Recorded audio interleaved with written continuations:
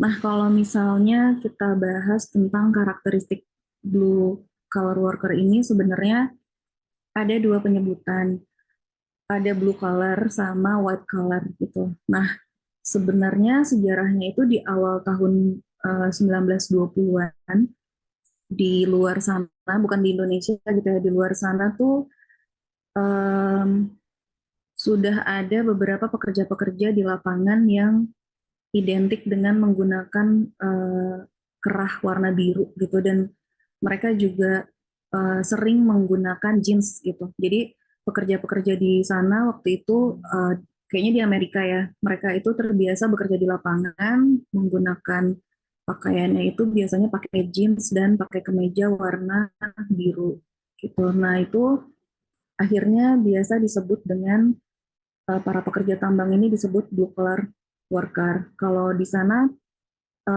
pekerja tambang atau pekerja konstruksi yang identik menggunakan outfit seperti ini. Nah, karena di sana sudah dikenal dengan blue collar worker, ketika di tahun 1930-an itu ada jenis pekerjaan lain yang sifatnya indoor gitu, nggak di luar, maka dibuatlah istilah baru yang memperkenalkan namanya itu adalah Upton Sinclair. Jadi Pak Sinclair ini yang fotonya ada di kanan atas, dia menyebut istilah baru namanya white collar worker, yang pekerjaannya itu kurang lebih kebalikannya dari si biru gitu. Kalau misalkan biru itu dia harus banyak menggunakan fisik gitu, kekuatan badan, kekuatan tenaga.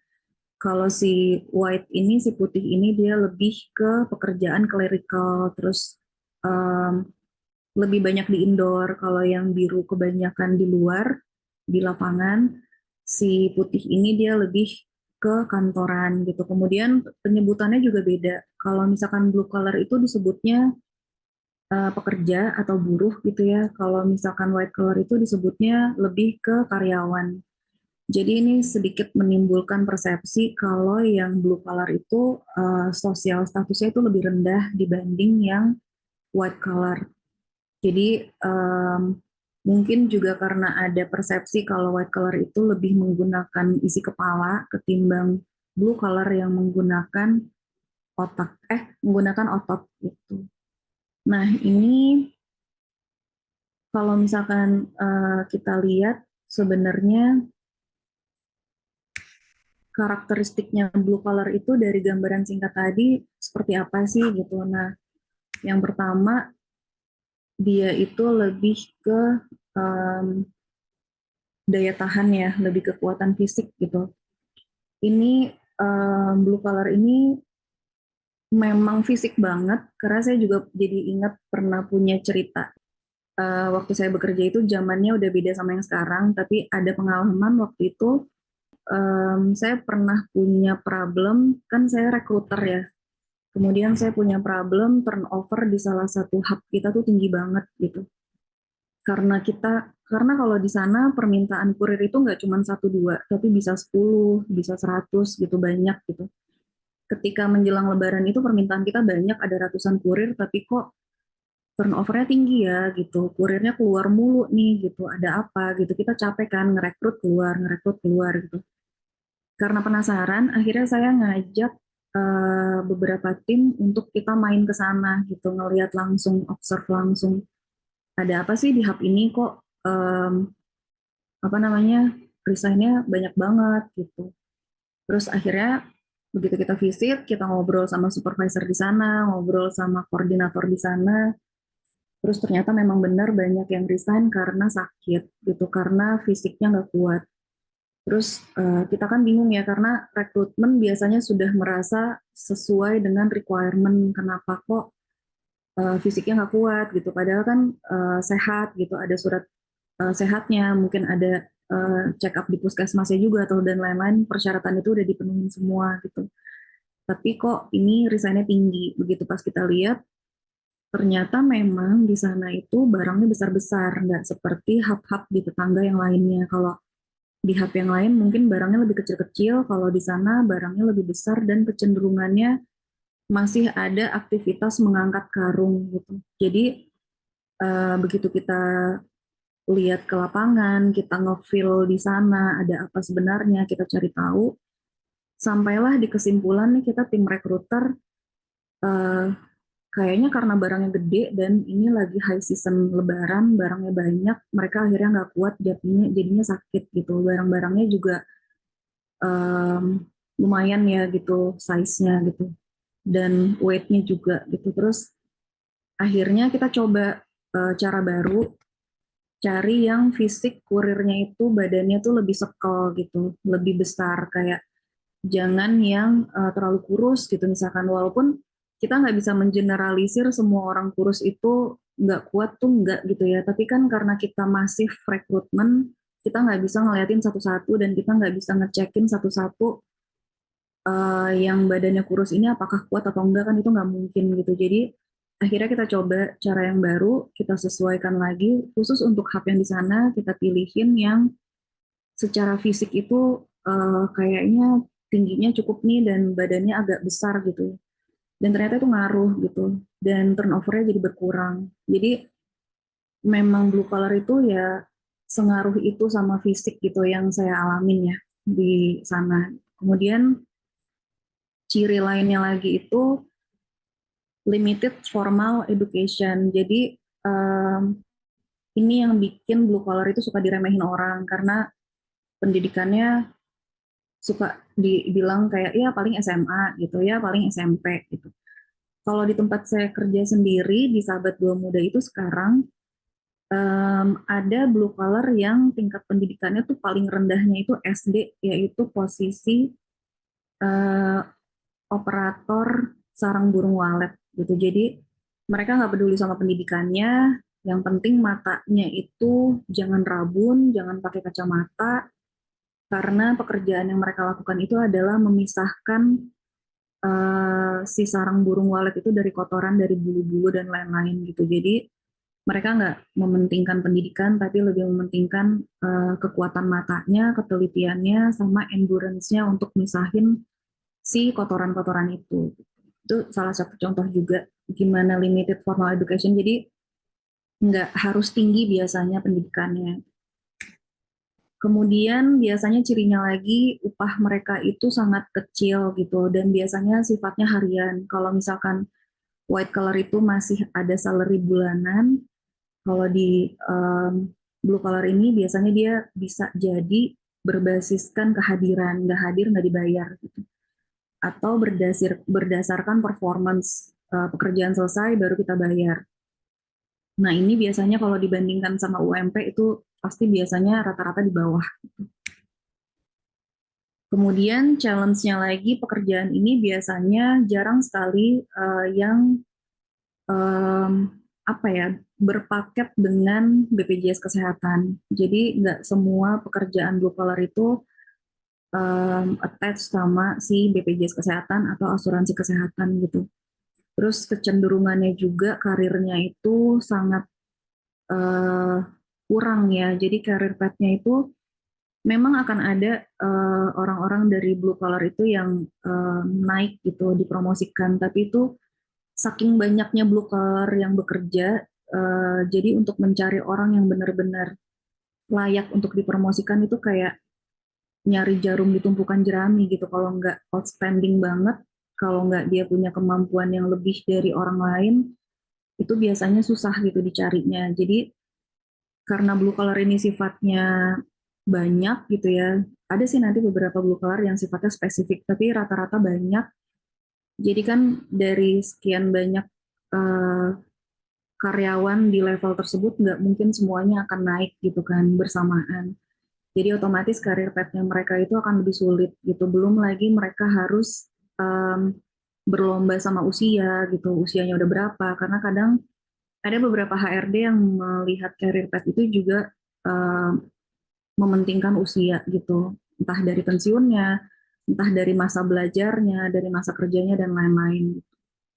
Kemudian mereka juga biasanya terpapar sama cuaca. Jadi kalau misalkan yang saya tahu kebanyakan di outdoor itu kan entah mereka kepanasan, entah mereka kehujanan gitu. Jadi mereka tuh harus pinter-pinter manage di pekerjaannya itu. Kemudian walaupun blue collar ini gajinya kecil gitu ya, upahnya kecil, tapi kadang kita nggak bisa pungkiri ada beberapa posisi yang sifatnya tuh skillnya tuh khusus gitu. Kayak tukang las gitu kan nggak semua orang bisa ngelas gitu, atau kayak kurir nggak semua orang bisa nyetir motor gitu. Terus mungkin tukang listrik, terus kayak tukang pipa air misalkan kayak gitu. Mereka punya skill khusus yang harus dipelajarin, tapi yang membuat ini mudah digantikan itu biasanya karena skillnya ini juga gampang untuk dipelajarin. Jadi um, skill setnya terpisah, spesifik gitu, tapi kalau kita mau pelajarin skill itu, kita pun pasti bisa gitu. Karena mudah untuk dipelajari itulah makanya mungkin mereka tetap apa ya kayak dipandang sebelah mata lah gitu karena gampang sekali di replace. Kemudian cirinya lagi mereka karakternya biasanya kekeluargaan. Mereka tuh bonding di komunitasnya biasanya tinggi ya. Ciri-cirinya kita bisa ngelihat kalau misalkan ada driver Gojek atau Grab yang kecelakaan, biasanya mereka langsung kumpul gitu untuk saling bantu gitu. Nah itu memang sangat benar sekali gitu. Kadang mereka bikin perkumpulan, kadang mereka bikin apa base camp gitu untuk mereka tuh sharing karena mereka punya rasa berjuang bareng di lapangan. Mereka punya rasa uh, apa ya kayak kebersamaan gitu. Kasarnya tuh kayak gue ngerti penderitaan lo gitu lah. Jadi setia kawannya tuh lumayan tinggi sih kalau yang saya lihat. Gitu. Itu sebenarnya bisa dijadikan juga nanti untuk strategi nge-retain mereka gitu, difasilitasin karakternya ini dengan baik itu bisa nge-retain mereka juga gitu. Nah ini salah satu contoh gitu ya gimana kompaknya mereka di komunitas gitu ya, kebersamaannya mereka itu cukup diacungin jempol sih dibandingkan sama white collar gitu. Kalau white collar itu kan mungkin kita cuman akrab sama yang satu kantor, satu ruangan, satu departemen gitu. Tapi kalau blue collar ini yang hebatnya mereka bisa nyatu walaupun mereka mungkin nggak kenal gitu. Cuman karena sesama pakai seragam, kayak lu anak mana, lu nongkrong di mana, mangkal di mana gitu. Mereka bisa kompak gitu karena mereka tuh kayak punya satu rasa gitu. Di lapangan tuh kan keras. Jadi itu kayaknya sih yang menguatkan mereka untuk saling apa bantu gitu ya. Kemudian untuk blue collar job kayak apa aja sih yang ada gitu ya di setidaknya di Indonesia lah gitu. Pertama itu kalau dari pekerja konstruksi itu ada tukang bangunan gitu, ada tukang kayu, tukang apa pipa, tukang batu gitu. Terus kalau misalkan dari operator, biasanya ini di pabrik itu ada operator mesin gitu yang pekerjaannya mungkin nggak banyak bergerak tapi repeat repeat repeat terus gitu ya. Pegel dan itu butuh endurance yang tinggi gitu. Terus operator perakitan, terus ada um, teknisi mesin, terus ada mungkin pekerja-pekerja produksi yang lain lah gitu sampai ke yang ngecek kualitas di line produksinya itu. Kemudian kalau di bidang pertanian atau perkebunan gitu ya, itu mungkin akan ada posisi petani, tukang petik buah gitu, terus peternak gitu, pekerja ladang dan macam-macam. Jadi apa namanya mereka kebanyakan kerjanya tuh memang di lapangan. Kemudian ini fisherman itu lebih ke perikanan itu akan ada apa namanya? Saya kok jadi lupa ya. Yang suka nyari ikan tuh apa sih namanya? Saya lupa. Ya, yang bekerja di bidang perikanan itu kebanyakan memang di lapangannya di laut itu mereka melaut itu adalah part dari blue collar juga.